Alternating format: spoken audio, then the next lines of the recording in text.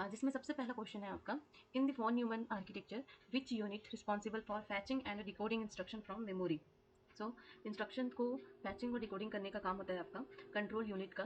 ये आपका option number B हो जाएगा, ये फैचिंग एंड डिकोडिंग का काम। वॉन न्यूमन आर्किटेक्चर, इसी आर्किटेक्चर में हमें स्टोर मेमोरी का कॉन्सेप्ट लाया गया था, हमने ये पार्ट 1 में एमसीक्यू देखा हुआ है। नेक्स्ट है आपका next question, which of the following represents the fastest memory structure with in a computer system. So memory hierarchy हमने पढ़ा हुआ है, उसमें रजिस्टर आपका सबसे फास्टेस्ट मेमोरी होता है। सो ये आपका ऑप्शन नंबर सी। तो अगर रजिस्टर के बाद आपसे पूछे तो कैशे मेमोरी, कैशे के बाद अगर आपसे पूछे तो रैंडम एक्सेस मेमोरी, अगर रैंडम एक्सेस के बाद पूछे तो सॉलिड स्टेट ड्राइव। तो इसका आंसर है आपका सीपीयू सबसे फास्टेस्ट होता है आपका।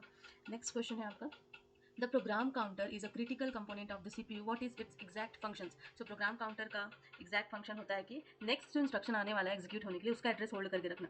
सो ऑप्शन नंबर आप देखिए B, to hold the address of the next instruction to be executed, ये आपका आंसर हो जाएगा। Next question, which input device utilize a technology called optical character recognition, OCR, है ना। तो क्वेश्चन नंबर 23 हमने देख लिया, अब हम देख रहे हैं क्वेश्चन नंबर 24। ठीक है, सो इसका होगा आपका क्वेश्चन क्या बोल रहा है, which input device utilize a technology called optical character recognition. So scanner इसका करेक्ट आंसर होगा। OCR जो आपका टेक्नोलॉजी है, इसलिए क्या कहता है, स्कैन किए गए जो भी आपके पेपर्स हैं उनके अक्षरों को पहचान कर उन्हें एडिटेबल टेक्स्ट में बदलता है। So option number B, scanner translating a printed document into editable digital text. So आपका option number B is the correct answer. Next है आपका, MICR technology is predominantly used in the banking sector. Okay, what does the C in MICR stands? So MICR का full form होता है आपका Magnetic Ink Character Recognition. So C is the stands for character. Next, which of the following keys are classified as toggle key on standard QWERTY keyboards?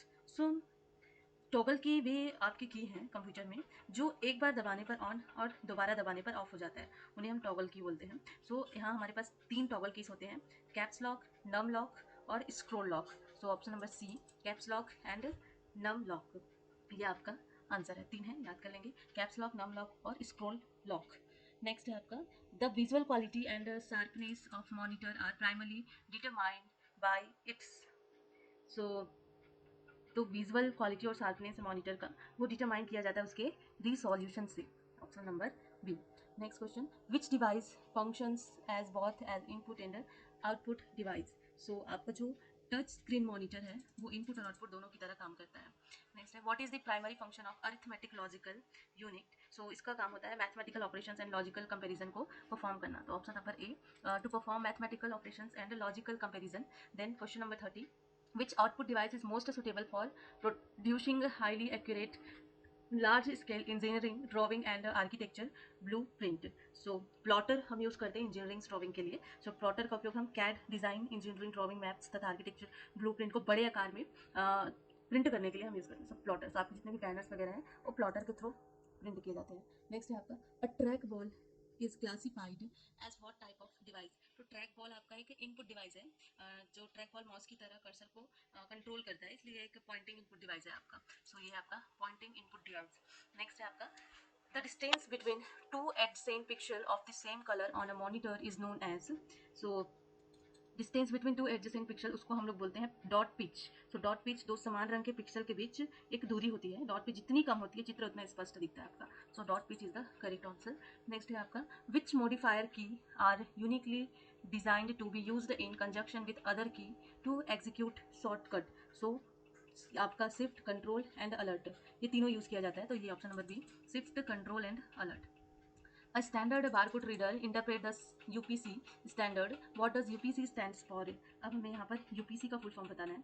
UPC is stands for Universal Product Code, जो कि barcode प्रणाली का एक मानक है जिसका उपयोग पहचानने के लिए किया जाता है चीज़ों को। सो यूनिवर्सल प्रोडक्ट कोड, ये ऑप्शन नंबर ए आपका आंसर है। Next question, the fundamental component inside a traditional CRT monitor responsible for display and image is. The CRT monitor पर डिस्प्ले होता है आपका electron gun and phosphorus screen की वजह से। तो option number B is the correct answer. Next question, which of the following input device is used specially for evaluating object type multiple choice examination.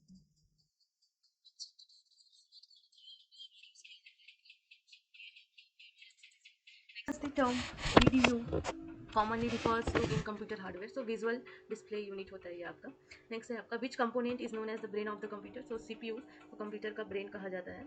Next है आपका speech recognition software relies primarily on which input device to functions, so speech recognition software आपका microphones पर rely करता है. So option number C. So speech recognition software आवाज़ को text में बदलने के लिए माइक्रोफोन से ध्वनि प्राप्त करता है बेसिकली. नेक्स्ट है आपका if a CPU clock speed is 3.5 gigahertz, what does this indicates? So इसका मतलब है अगर CPU का स्पीड क्लॉक स्पीड 3.5 गीगाहर्ट्ज है, that means it can perform 3.5 billion cycle per second. 1 gigahertz is equal to होता है आपका 1 billion cycle per second, and 3.5 gigahertz मतलब 3.5 बिलियन साइकिल पर सेकेंड.